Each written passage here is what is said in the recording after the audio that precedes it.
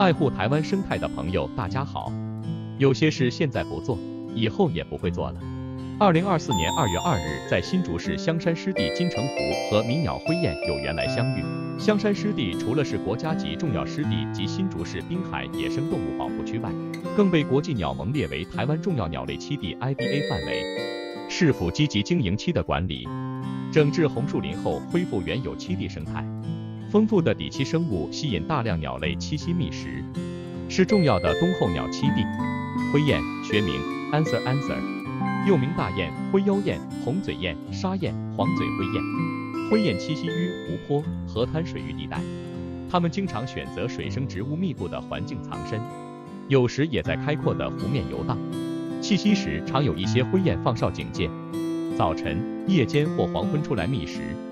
灰雁体长76到89公分，展翅147到180公分，体重2500到4100公克，是灰色雁鸭中体型最大的。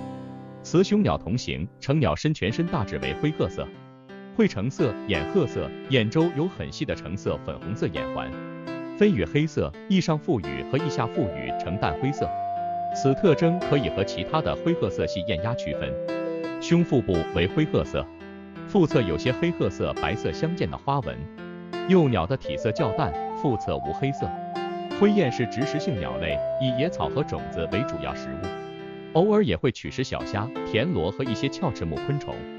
灰雁的营巢的常常在水边草丛间，营巢时亲鸟在地上以苔藓、杂草或羽毛筑巢，有时在沼泽地区建筑群巢。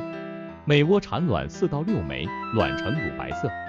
灰雁的身躯整体为棕灰色，大大的嘴喙呈粉红橙色，脚粉红色。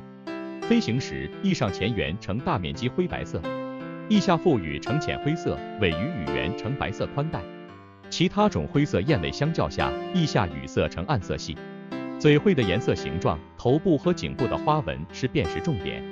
灰雁繁殖于西伯利亚南部、欧洲北部、东部、冰岛以及中国新疆西部北部、青海柴达木盆地、青海湖、东北的内蒙古、黑龙江等省份。